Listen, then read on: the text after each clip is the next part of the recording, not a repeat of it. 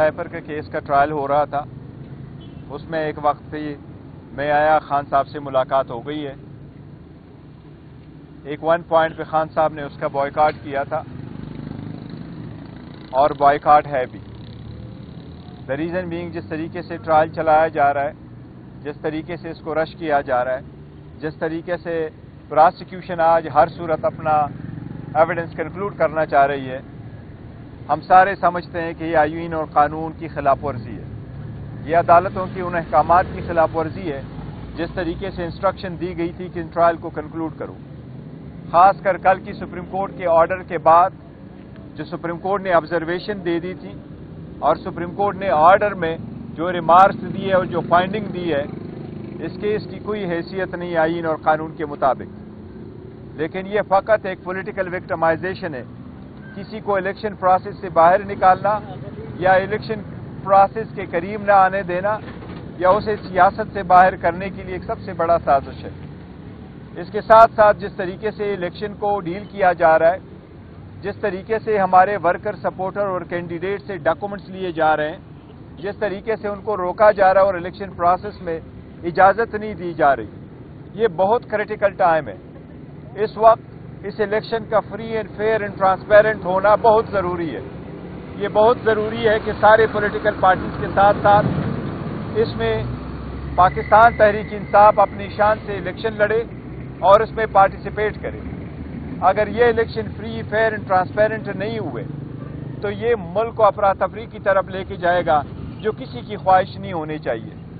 ہم نہیں چاہتے اس ملک میں کسی قسم کی افراتفری ہو، کسی قسم کا نقصان ہو، کسی قسم کی جو اکانومی اس وقت ڈاؤن ہے، پاکستان کی اکانومی مزید ڈاؤن نہیں ہو سکتی، نہ کسی تجربے کی متحمل ہو سکتی ہے۔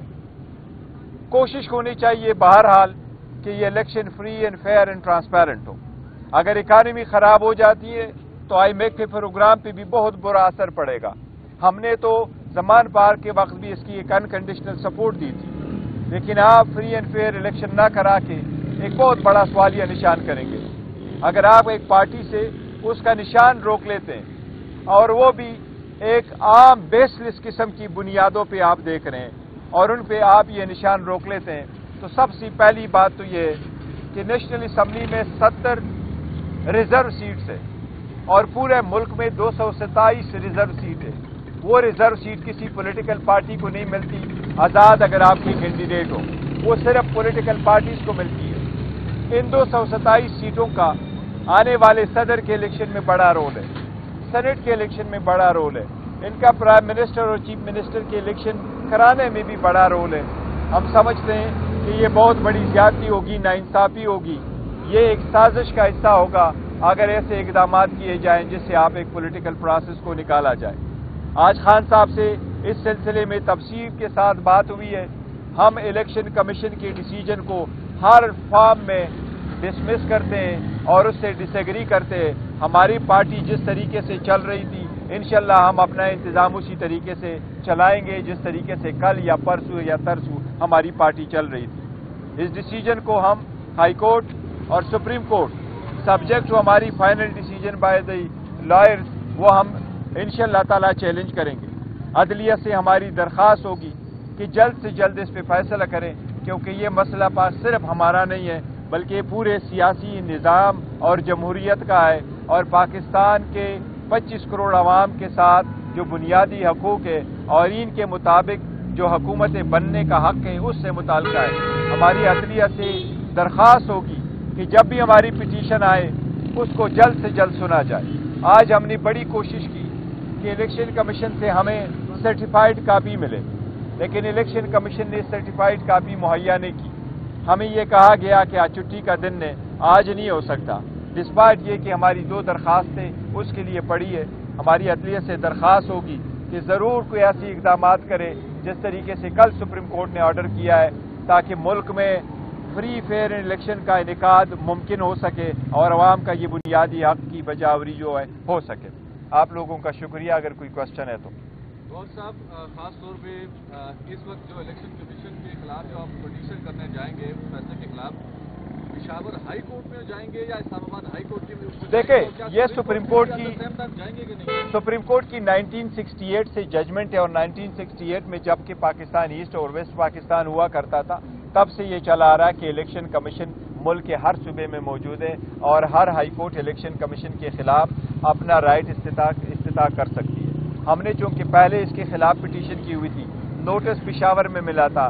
पेशावर में जो हमारी ऑर्गेनाइजेशन है वहाँ बायोमेट्रिक की ज़रूरत नहीं थी, पकड़ दकड़ नहीं थी, वो जा सकते थे, एफिडेविट करवा सकते थे और अपना पावर ऑफ अटॉर्नी साइन कर सकते थे, इसलिए वो वहाँ चले गए थे। दूसरी बात यह है कि साथ साथ कि पेशावर हाई कोर्ट में हमारा इलेक्शन भी हो गया था। पेशावर हाई कोर्ट में पहले से भी हमारी पिटीशन पेंडिंग थी, इसलिए हमने पेशावर हाई कोर्ट को मुंतखब कर लिया था। लेकिन यह भी डिसीजन करना है कि कहाँ फाइल करना है। उम्मीद है कि पेशावर हाई कोर्ट कर ले या सुप्रीम कोर्ट कर ले, लेकिन एनीवे दोनों ऑप्शन है। सुप्रीम कोर्ट हम इसलिए जा सकते हैं कि आर्टिकल 184 में फाइल कर सकते हैं कि इलेक्शन का इनेकाद कराना ये एक बुनियादी हक का हिस्सा है। पहली भी इस किस्म की केसेस सुप्रीम कोर्ट में आ चुकी हैं, वो एक ऑप्शन है, लेकिन अभी फाइनल नहीं हुआ कि कहाँ जाना है।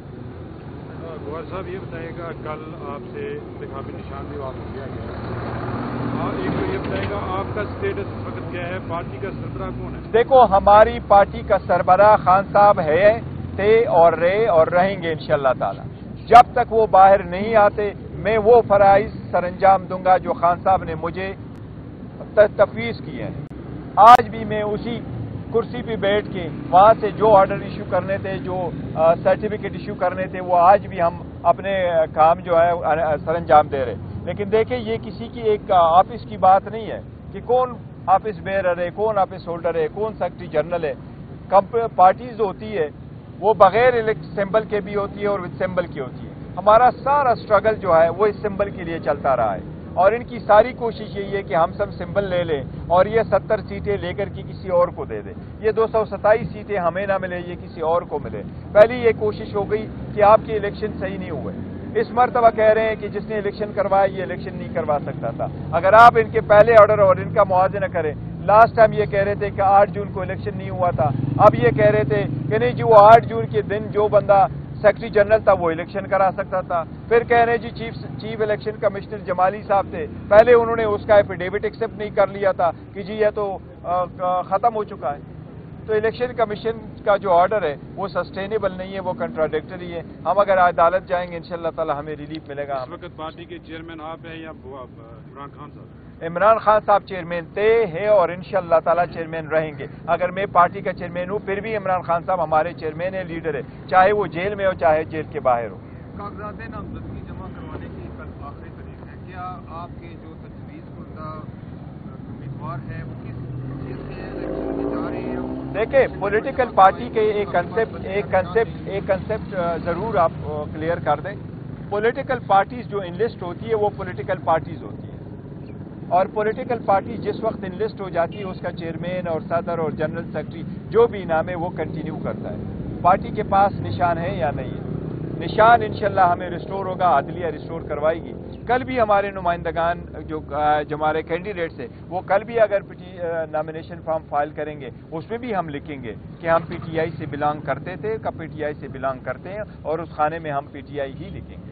पिटीशन जो आप फाइल करने जा रहे हैं हाई कोर्ट, अभी तक मशावरत क्यों नहीं कंप्लीट हुई? मशावरत हमारी कंप्लीट ऑलमोस्ट हो चुकी है, सिर्फ हमें इलेक्शन कमीशन का ऑर्डर नहीं मिला। सर्टिफाइड कापी जो ही मिलेंगे इंशाअल्लाह ताला, क्योंकि 2 दिन बीच में छुट्टियां हैं, वो छुट्टियों की वजह से कि सैटरडे कल संडे है और मंडे को पब्लिक हॉलीडे है, वो क्रिसमस की या कायद की बर्थडे की, उसकी छुट्टी होने की वजह से शायद नहीं कर सकेंगे अदलिया एप्लीकेशन फाइल करने में। ट्यूसडे सवेरे इंशाअल्लाह हमारी पिटीशन फाइल हो